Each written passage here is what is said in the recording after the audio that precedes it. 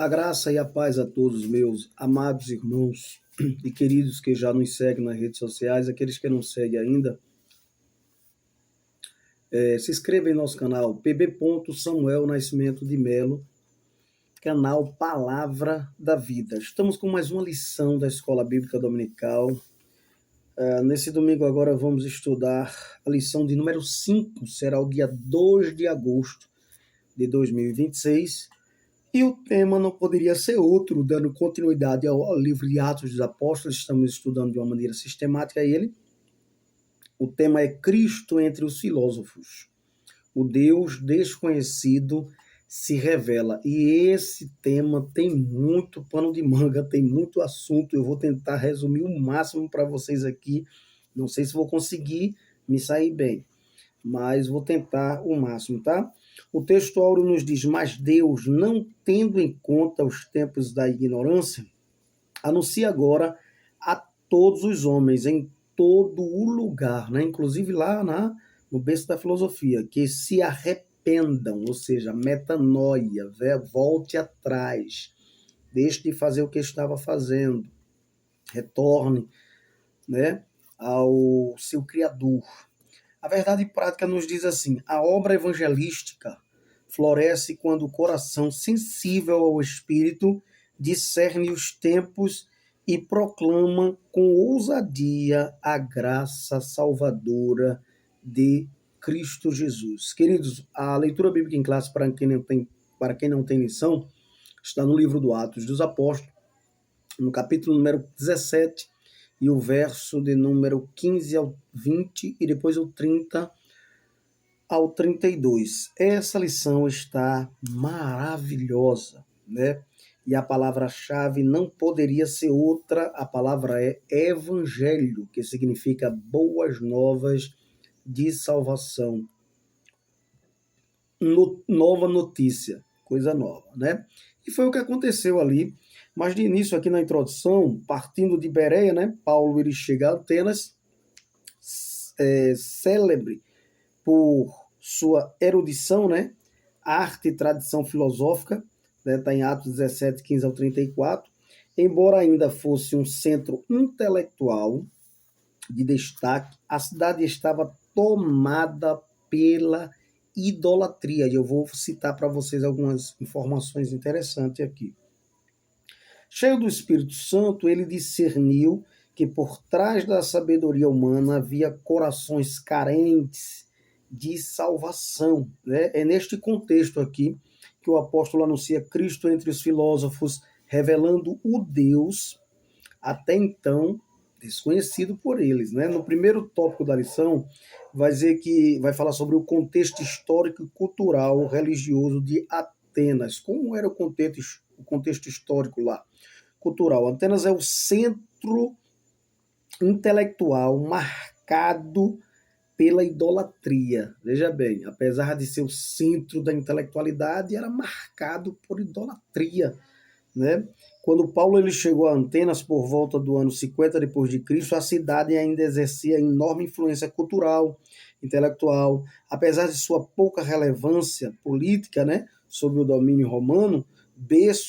Lá era o berço dos filósofos, dos maiores filósofos, como Sócrates, Platão, Aristóteles. E quem era Sócrates? E quem era Platão? Né? Alguém pode dizer, quem era Aristóteles? Né? Sócrates ele foi de 470 a.C. a 399 a.C. Ele foi um dos maiores filósofos da Grécia Antiga, né? Conhecido por mudar o foco da filosofia para ser humano, né? E por criar, né, o método perguntas e respostas. Ele não deixou nenhuma obra escrita, apesar de não ter deixado nenhuma obra escrita, tudo que sabemos vem por relato dos seus alunos, que era Platão e Xenofontes, tá? Já Platão ele foi um grande filósofo também da Grécia Antiga, principal discípulo da Academia de Atenas. As suas obras, ele tem a obra A República, né? A Teoria das Ideias e o Mito da Caverna. Ele teve também, né, uma academia de Atenas, né, por volta de 370 a.C. É uma das primeiras escolas, né, de ensino superior do mundo ocidental, e aí ele está de frente. E aí vem também Aristóteles. E quem foi Aristóteles? Foi um grande pensador da Grécia antiga, discípulo de Platão, tutor de Alexandre, né, o Grande, e fundador de Liceu, que é uma escola filosófica também da sua época lá, uma grande escola de renome. Então, qual foram as obras dele? Ele falou sobre, eu vou só citar rapidamente aqui, fazer um breve resumo mesmo. A lógica, né? Ele criou a base do raciocínio formal e o silogismo. Ele é também pai aí nesse contexto aqui da metafísica, né? Definiu que a essência das coisas está no mundo real, né? Matéria e forma. Ele também, uma das suas obras dele é a Ética, né? Que ele afirmou que a finalidade da vida é buscar a felicidade por meio da virtude e do equilíbrio, né?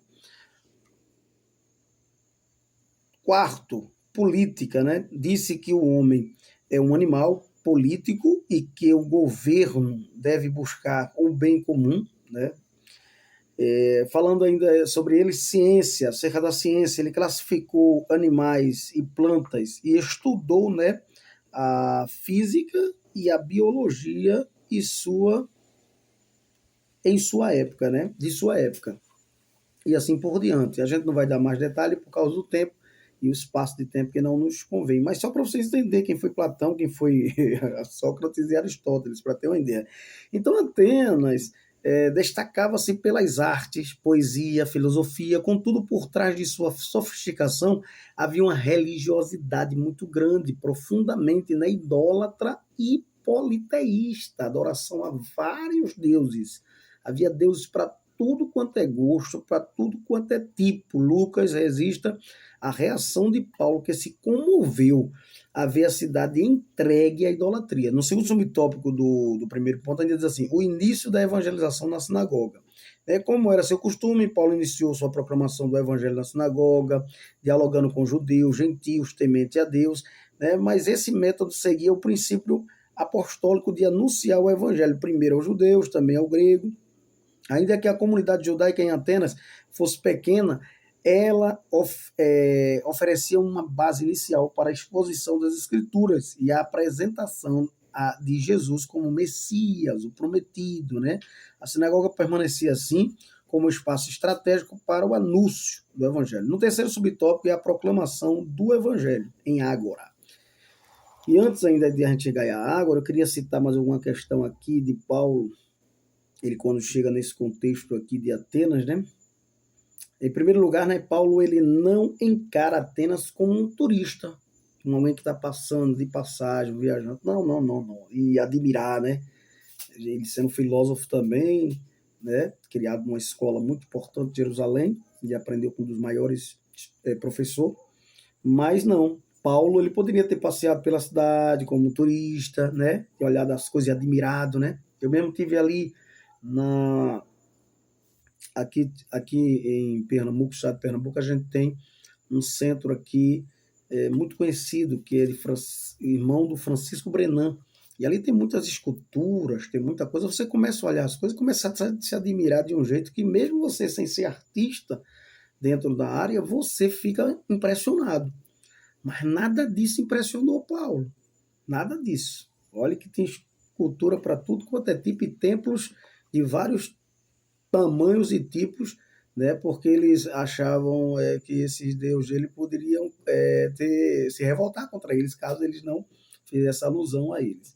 Então havia ali a Acrópole, né, antiga fortaleza da cidade, que podia ser vista a quilômetros de distância. Era considerada uma ampla composição também de arquitetura, né, e escultura dedicada à glória nacional e ao culto dos deuses. O Panteão, né, também que era muito conhecido e muito famoso, possuía grandeza sem igual, né, uma estrutura arquitetônica tremenda.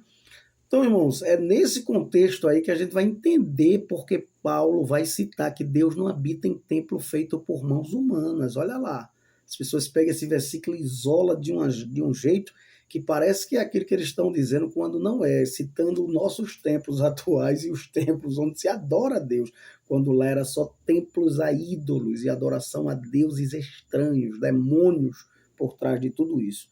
Então havia o panteão, né? Possuidor de grandeza sem igual. Então a Ágora, né? Com seus muitos pórticos.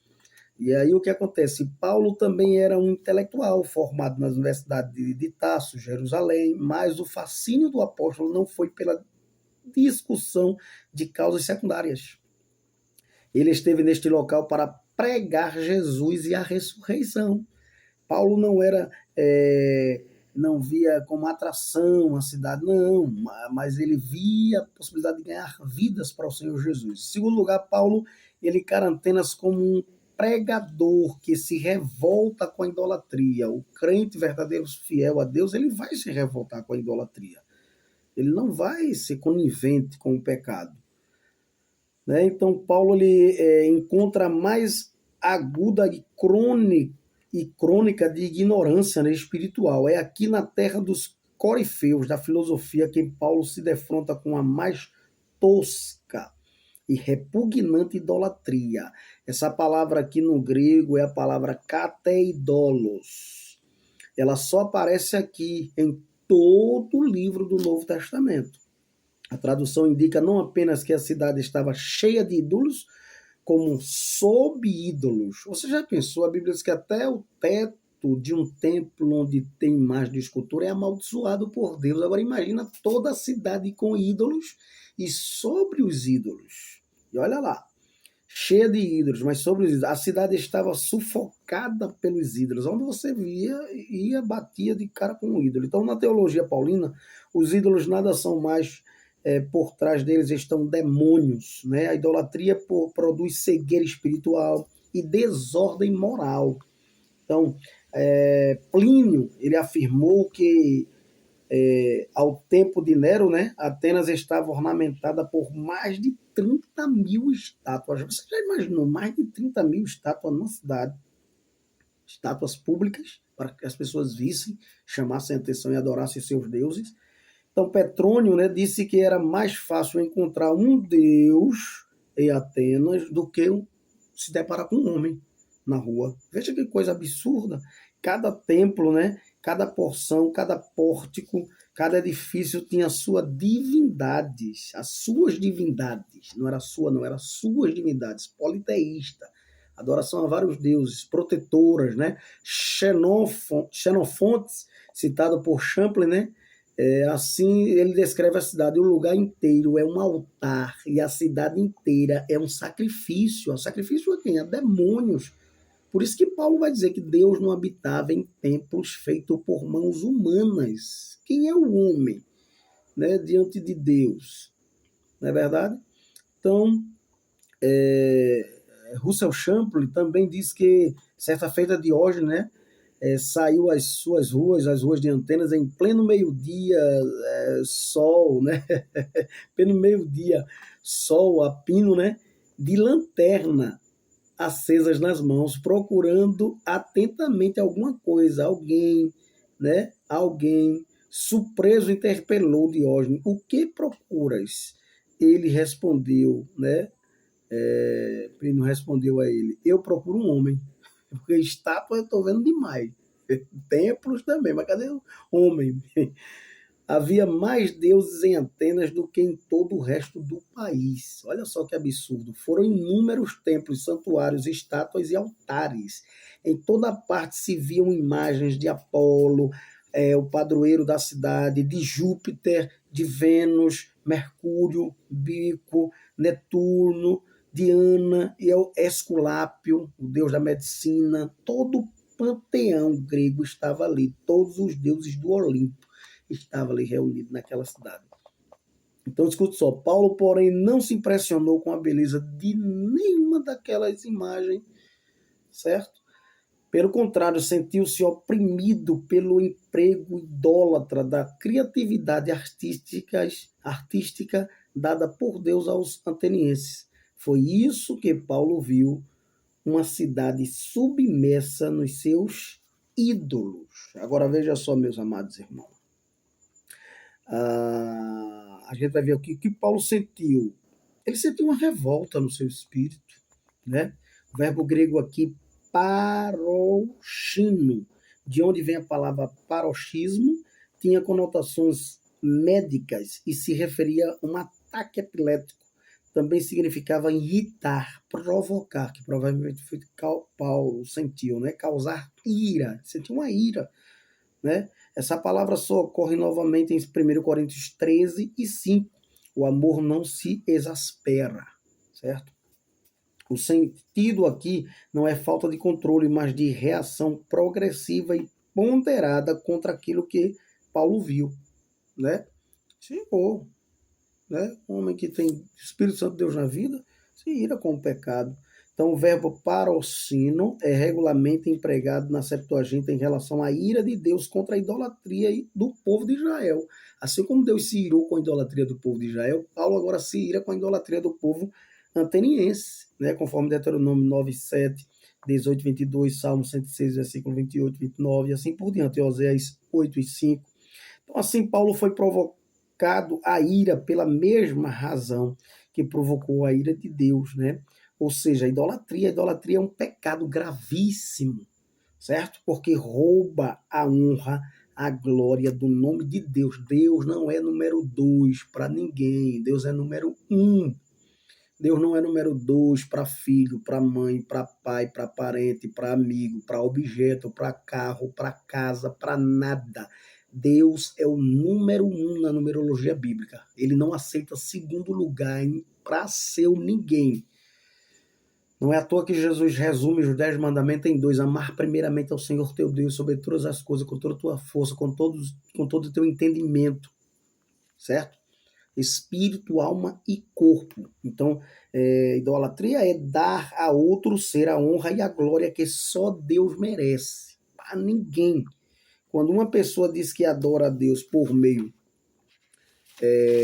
de uma imagem, né, por exemplo, ela está desprezando a Deus. A verdade é essa, né? Que ordenou que não se fizesse nem se adorasse nenhuma imagem, está acima do céu, abaixo da terra, em canto nenhum, para que se adorasse. De maneira nenhuma.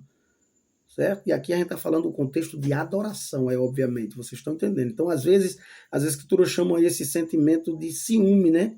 Somos propriedades exclusivas de Deus e ele não nos divide com o seu ninguém, certo? Então, o que foi que Paulo fez? Em primeiro lugar, uma reação negativa ele teve, obviamente, ficou chocado com aquela situação, obviamente. A primeira reação de Paulo, ele se revolta com aquele pecado terrível, certo? Ele tinha a capacidade de indignar-se diante da situação. Não considerava normal a idolatria, que não devemos considerar normal o pecado, em hipótese alguma, Não via a idolatria apenas pela lente da cultura religiosa ou beleza da arquitetura, via a idolatria como algo que roubava a glória de Deus, o lugar de Deus. Totalmente negativo. Em segundo lugar, qual foi a reação de Paulo? A reação de Paulo foi positiva, foi estratégica, né? Foi com sabedoria do Senhor. Ele não foi criticar, nem desfazer, nem esculhambar os deuses dele, não. Ele usou de sabedoria. A reação de Paulo contra a idolatria da cidade não foi apenas negativa, né?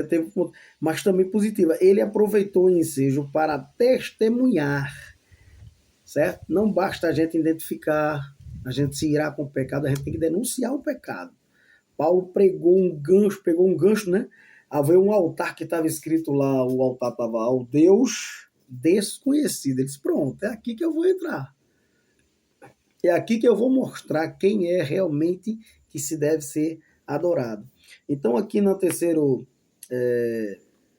subtópico, a proclamação do evangelho na ágora, né? Na ágora. Além da sinagoga, Paulo levou o evangelho à ágora, né? A praça pública. Paulo era um crente que pregava na praça pública. Você está pregando na praça pública? Nós estamos indo para a praça pública? Essa é uma grande pergunta que tem que ser feita e que tem que ser colocada em prática, né? Ali dialogava diariamente com gentios, com filósofos interessados em ouvir alguma novidade. Esse movimento revela que o evangelho não se restringe ao espaço religioso de quatro paredes, mas deve alcançar o coração da sociedade. O evangelho deve alcançar o coração da sociedade. Então, Paulo, ele dissertou nas sinagogas, né? Obviamente, mas Paulo também dissertou na Agora, ou seja, ou praça, era o centro dos negócios, das atividades cívicas, né? Como também da propaganda e da troca informal de ideias e novidades. Servia ainda de mercado e centro da vida social ali deles.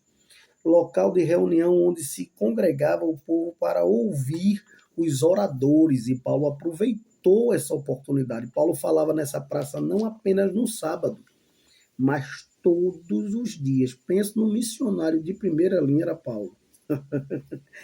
Em outras palavras, Paulo não limitou seu ensino aos judeus, temente a Deus, não.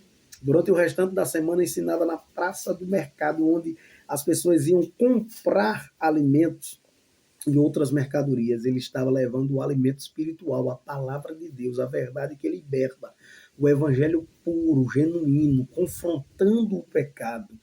Né? Equivalente agora pode ser um parque, uma praça. Né? Você pode usar a palavra de Deus para pregar numa praça. A gente temos o hábito de pregar na praça, certo? Na escola, na universidade.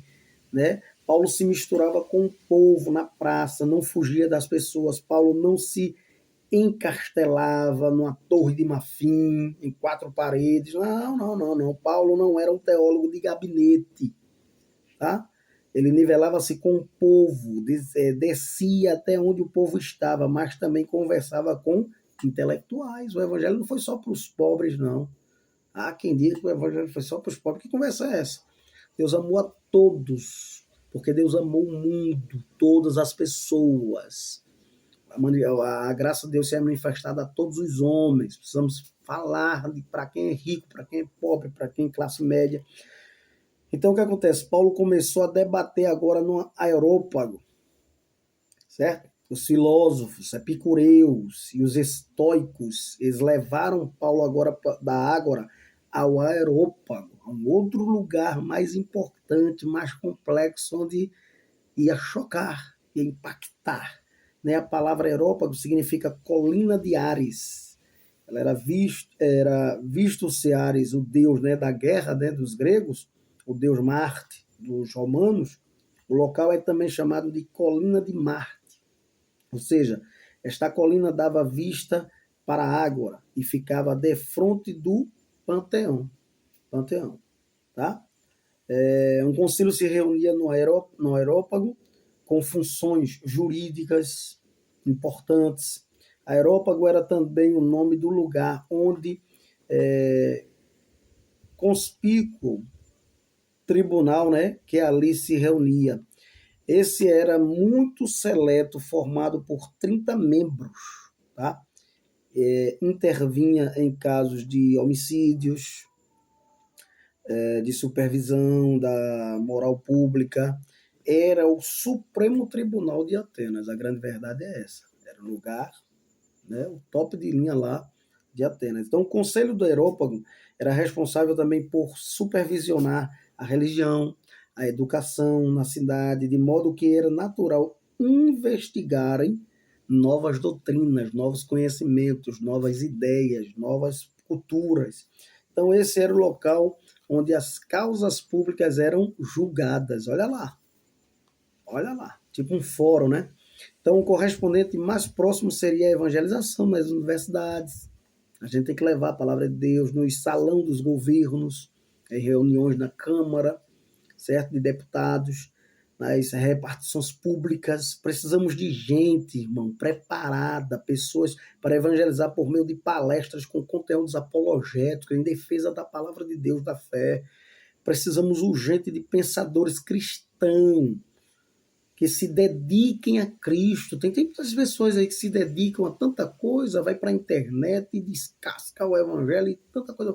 E a gente precisa estar preparado para rebater essas pessoas, certo? Para pregar para jornalista, tem que ter crente que entre dentro da área de dramaturgia, radialista, cineasta, roteirista, para pregar para esse povo, para proclamar o evangelho. Cristo deseja mentes humildes, mas não reprimidas, certo? Vejamos agora, a gente vai observar um segundo tópico, os filósofos epicureus e estoicos. Quem eram os epicureus? Quem eram os estoicos? Os epicureus eram aqueles que defendiam o prazer como finalidade da vida. Toda a finalidade da vida está resumida ao prazer, né? Entre os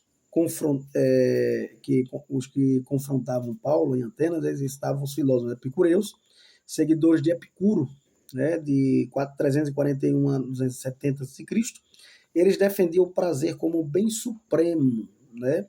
Obviamente que tem um pouco de diferença entre o hedonismo, que era praticado totalmente tudo pelo prazer. Eles têm mais algumas características diferenciadas, mas uma delas era também o prazer. Entendido como ausência de dor e sofrimento, eles eram materialistas, negavam a providência divina, admitindo a existência dos deuses apenas de forma distante, né? E indiferentes, ou seja, era a ideia do deísmo, né? Deus criou a sua natureza, mas está distante dela, né? Era a ideia deísta, certo? Diferente da nossa. Então, tudo pelo prazer, pregava o acaso, né? A fuga e o prazer. O lema dos epicureus era: comamos, bebamos, porque amanhã morreremos, né? Achando que depois que morreu acabou-se, mas não é bem assim, né? Depois de quase 12 mil anos, a gente vivemos hoje também numa sociedade hedonista, né? Que segue a mesma ideologia dos epicureus. Não querem pensar, querem apenas sentir, né? Não é verdade? As pessoas vivem para o prazer imediato, né? Vivem num mundo do imediatismo, buscam emoções e vivem apenas para hoje, como se não existisse amanhã, né? Não querem pensar na eternidade, certo? No destino da alma. Para onde vai sua alma? Depois que você morrer, você vai para onde? Vai prestar conta a quem? Ou acabou e está tudo certo. E assim, e tá certo? Né? No encontro inevitável que terão com o Criador de todas as coisas, certo? Então, os estoicos, eles eram materialistas, eles eram panteístas, né? E eram também fatalísticas, apáticos. Os dois que foram os principais deles se tiraram suas vidas. Terrível. Eles pregavam a fatalidade, a submissão ao destino irreversível, a importância de suportar a dor, eles pregavam. Na filosofia estoica não há esperança. É como um ateu, não tem esperança. Eu vi uma vez um documentário bem rápido de uma mulher que ela era ateu e ela dizia: é terrível você não acreditar em nada. Que a gente não tem esperança, a gente vai ter segurança em quê? A gente vem a doença, vem as coisas, vou colocar, depositar minha confiança em quê? Se não acredita em nada. É terrível. Então não adianta lutar, né? Eles acreditavam também num determinismo cego, né? Pregavam a fatalidade, a submissão ao destino irreversível e a importância de suportar a dor. Na filosofia estoica não há esperança. Não adianta lutar, né? Nem reclamar para eles. Não há para onde correr. Que terrível, que opressão eles viviam, hein? Todos estão entrincheirados por um destino cego e implacável. É terrível viver com essa filosofia. Essa cosmovisão gesta o desespero e dar à luz o conformismo, né? Os dois primeiros líderes dessa escola, da escola estoica, né? Eles cometeram suicídios, é óbvio. Com uma linha de pensamento desse, com uma corrente de interpretação dessa. Ainda hoje há pessoas que pensam como Gabriela, né? Cravo e canela. Eu nasci assim, né? Eu cresci assim, vou morrer assim. Na verdade, a palavra de Deus nos mostra que é possível mudar e é possível recomeçar e é possível sair, né, do cativeiro. Então, meus queridos irmãos, esse no segundo tópico ainda dessa lição, vai falar, né, desses estoicos. Ele valorizava os estoicos, né, razão, destino e impessoalidade divina. Eles valorizavam a razão, a virtude e o autocontrole, defendendo que o homem deveria submeter-se ao destino, né, e controlar as emoções, que é uma coisa muito difícil, quase impossível. E se não tiver o Espírito Santo de Deus na vida, aí é que não vai controlar mesmo, porque não vai ter o fruto do Espírito, domínio próprio. No terceiro subtópico, Paulo é levado ao Európago, né? O evangelho diante da cultura. Veja só, diante das reações diversas, Paulo foi levado agora à Europa, local que designava tanto a colina de Marte, né, quanto o conselho de sábios atenienses. E agora está Paulo lá, diante de todo aquele povo. Alguns o desprezaram, chamando de paloureiro, né, enquanto outros demonstravam curiosidade diante do ensino estranho que anunciava Jesus e a ressurreição. Né? Mas a gente vai ter três tipos de público que Paulo teve, né? Chamaram ele primeiro, né? A gente vai ver aqui alguns públicos. Paulo, né? A gente vai ver aqui que os filósofos epicureus e estoicos tiveram duas atitudes preconceituosas ao ensino de Paulo, né? Chamaram ele de tagarela, né? Aquela pessoa que fala bastante. A palavra grega também aqui, espermologos, né? Era uma gíria ateniense, né? Literalmente significava um apanhador de grão, né? Ou alguém que juntava assim as palavras de uma doutrina, de outra, e misturava as coisas, porque eles não estavam entendendo. Veja bem, os atenienses pensavam que Paulo era um falso intelectual. A grande verdade é essa. Já outros discerniram que Paulo parecia um pregador de estranhos deuses. E aí criou-se essa curiosidade. Mas a gente vai observar aqui que o que Paulo pregou, o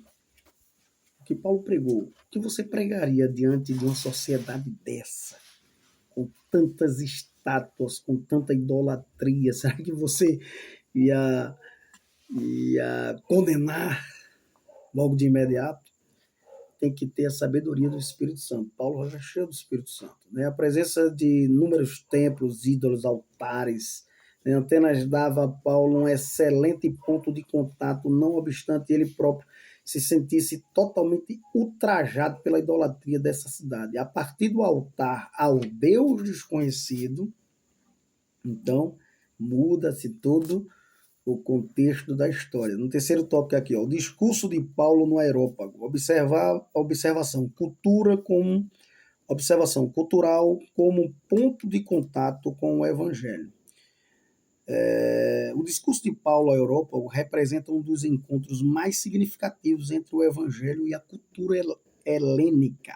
Com sabedoria e sensibilidade espiritual, o apóstolo não inicia um ataque, mas ele constrói pontes para criar uma narrativa maravilhosa, uma mensagem poderosa e gloriosa. Veja bem, Paulo começou seu discurso com elogios. Senhores atenienses, em tudo vos vejo acentuadamente religiosos, né? Segundo um comentarista, Howard Marshall, ele diz que o discurso de Paulo pode ser dividido de várias maneiras, né? Após uma introdução que visava atrair a atenção do auditório e declarar o tema, a porção principal, né? Origina-se em três partes. Por exemplo, Paulo usa primeiro Deus é Senhor do mundo, certo? Não precisa de templo nem de ritual cultico humano. Ele criou todas as coisas. Ele é o Senhor do mundo. Para que ele vai precisar de uma imagem? O homem, segundo, Paulo fala que o homem é a criação de Deus. Se o homem é a criação de Deus, agora o homem vai criar deuses para si, certo? E a idolatria, portanto, é descartada, né? Ele vai dizer que o homem é a criação de Deus e precisa de Deus. E sendo esse homem criação de Deus, ele precisa de Deus, ele tem uma necessidade de Deus. Em terceiro lugar, ele vai falar que há relacionamento entre Deus e o homem. A idolatria, portanto, é estutícia, certo? É uma estutícia, loucura. Segue-se uma conclusão que conclama os homens a abandonarem suas ideias ignorantes de Deus e a se arrependerem, certo? De acordo com outro comentarista, Paulo compartilha 4 mensagens fundamentais. Em primeiro lugar, ele fala da grandeza de Deus. Ele vai falar da grandeza desse Deus desconhecido. Ele vai dizer que ele é o Criador, certo?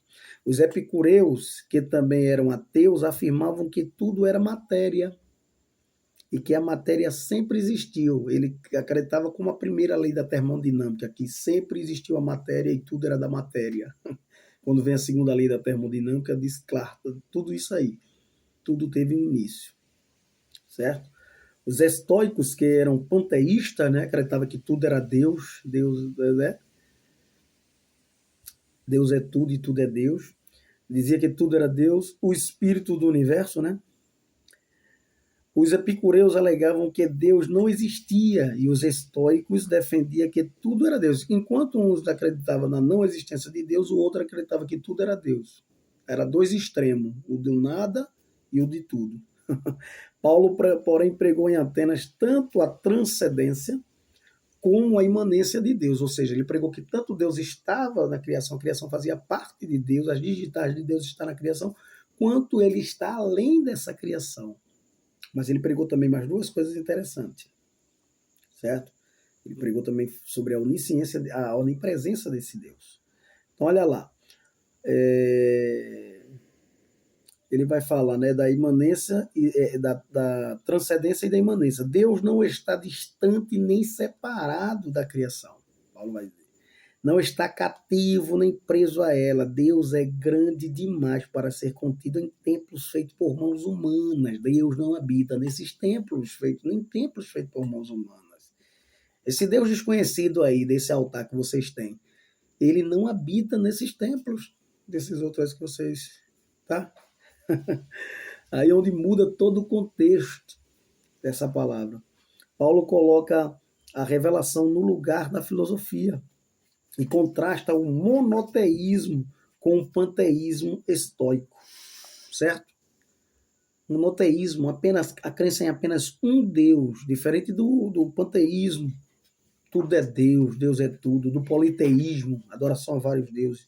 Então, a matéria não é eterna, como pensavam os gregos. A matéria não é eterna, ela não sempre existiu, ela teve um início. Tudo teve um início, tudo teve o seu criador, sua criação. Então, o mundo não resulta de uma explosão cósmica. Parece que Paulo estava dizendo em outras palavras. Paulo agora traz a criação como obra de Deus, do Deus Criador. Paulo declara em Atenas, a capital intelectual do mundo, que Deus fez o mundo e tudo que nele existe. Certo? Como é que agora ele vai ser feito por mãos humanas? Amém, queridos? A evolução, por exemplo, é uma suposição improvável, né? Uma teoria falaz. Né? Tanto o macrocosmo quanto o microcosmo denunciam as incongruências da teoria da evolução. Se você for hoje, sabemos que todo ser vivo é programado e automatizado em fitas de DNA, certo? O código da vida existe porque Deus elaborou e o escreveu nas moléculas do DNA, que controla todas as formas de vida. Domenico Rivaldo, né, diz que, segundo o Dr. Marshall Nirenberg, que ele ganhou o prêmio Nobel, né, de biologia, ele diz que em cada corpo humano adulto há 60 trilhões de células vivas. Em cada célula há 1,70 metro de fita de DNA, contendo a programação genética de todo o osso, de todo o nosso ser, perdão, certo? Como cor de cabelos, cor dos olhos, da cutis, tamanho, temperamento, outras características tá lá nela de quem a gente de quem derivou este fantástico projeto. Me diga aí quem foi que derivou, certo? De quem veio? Quem é o autor dessa programação? Me diga.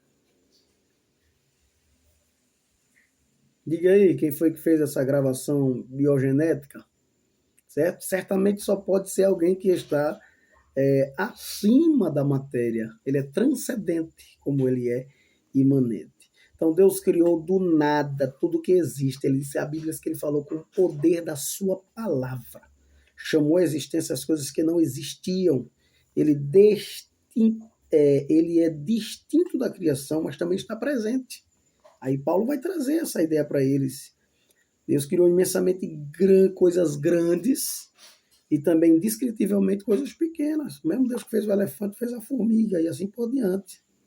Deus criou tudo, certo?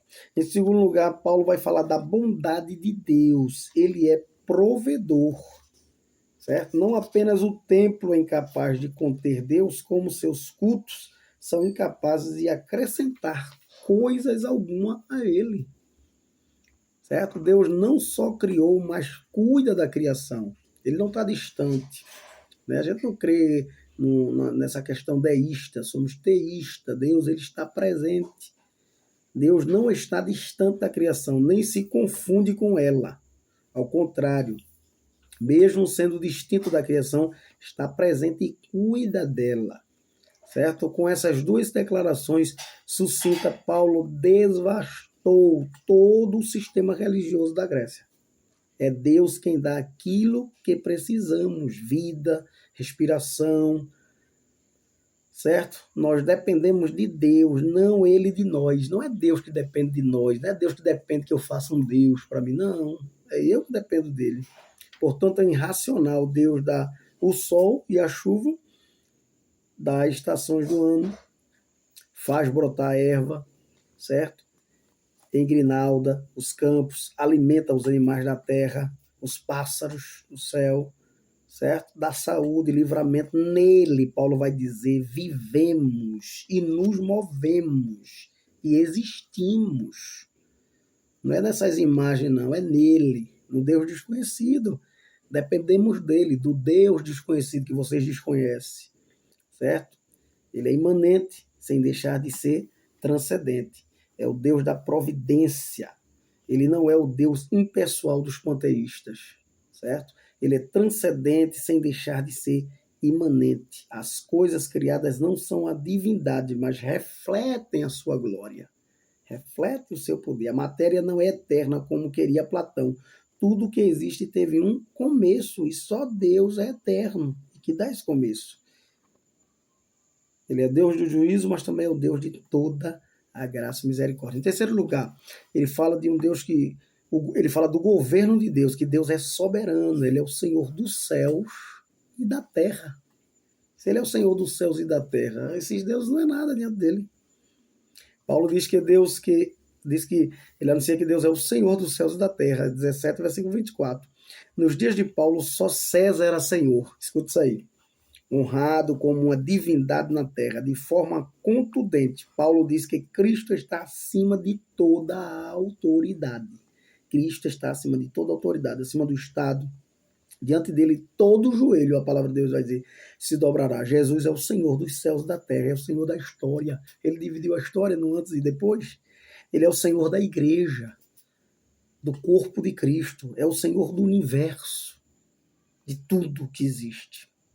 Certo? Os deuses dos gregos eram seres distantes, mas o Deus da criação, o Senhor do céu e da terra, é o Deus da história, da geografia. Deus criou a humanidade de um só homem, de modo que o pai da história não é Heródoto. Nem os gregos são uma raça especial como pensavam. Não é. Não. Certo? Paulo citou o poeta também Epimênides, certo? Ele vai dizer, pois nele vivemos e nos movemos e existimos em Deus. Em seguida acrescentou as palavras de outros dois poetas, Arato e Cleantes, porque dele também somos geração. Com isso, chega à conclusão lógica, Deus nos fez a sua imagem, de modo que é tolice fazer deuses nossa imagem. Fazer de Deus as imagens. Certo? Então a religião grega não passa da criação e adoração de deuses moldados pelos seres humanos e agiam como eles. Deus vai dizer que seja semelhante a eles, aqueles que fazem. Em quarto lugar, ele vai falar da graça de Deus. Ele é o Salvador e Juiz. Esse Deus desconhecido que vocês desconhecem aí. Ele é Salvador e Juiz. Durante séculos, Deus se mostrou paciente com o pecado e a ignorância dos homens, conforme Romanos 3, 25, 14, 16, certo? Por isso, Deus chama a todos ao arrependimento. Aí Paulo vai dizer agora, o arrependimento é uma exigência imperativa que envolve razão, emoção, vontade. Paulo vai dizer, se arrependam. Deve ser exercitada em todas as nações, nessa mesma linha. Né? John Stott ele acrescenta que Paulo destaca 3 considerações imutáveis a respeito do juízo. Ele fala que o juízo será universal, que Deus há de julgar o mundo, os vivos e os mortos. Os grandes e pequenos. Aqueles que não acreditavam na ressurreição ficaram todos embaralhados. O juízo está definido, pois o dia ele já foi marcado. E a gente já sabe quem vai ser o juiz, é o próprio Senhor Jesus Cristo. Deus já começou o juízo, né? Deus já nomeou o juiz e determinou o dia do julgamento. A gente sabe que vai ter. Então, todas as nações foram criadas a partir do primeiro Adão. E agora todas elas vão ser julgadas a partir do segundo Adão. O apóstolo Paulo proclamou a Deus que é a sua plenitude como Criador, mantenedor, governador, Pai, juiz, inclui toda a natureza e história. Reexaminou todo o templo da criação e a consumação. E aí, quem foi que aceitou? A gente vai ver apenas 2, né? Que aceite outros entre o povo. Mas tem 3 tipos de reação aqui. A gente vai ver aqui. Quando Paulo terminou seu sermão em Atenas, seu auditório revelou 3 reações. Primeiro, em primeiro lugar, uns escarneciam, né? Sempre vai ter os escarnecedores da palavra. Na cidade da refinada intelectualidade humana, houve pungentes, né? Zombaria, quando o evangelho foi anunciado. Os gregos escarneciam da doutrina da ressurreição, não acreditavam. Eles acreditavam na imortalidade da alma, mas não na ressurreição dos corpos. Certo? Os atenienses acreditavam no dualismo grego, né, da matéria má e do espírito bom. Para os gregos, o corpo era apenas o claustro, né, da alma, um cárcere medonho do qual somos libertados pela morte. É verdade?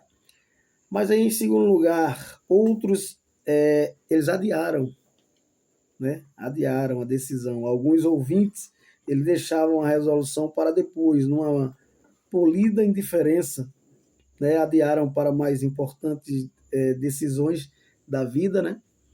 Adiou uma das mais importantes decisões da vida para um outro momento. Mas teve o terceiro público, que creram, outros creram. Alguns creram e foram salvos para a glória de Deus. Qual será a sua escolha, né? O que você vai fazer? Dionísio mesmo foi um que creu, Damares também.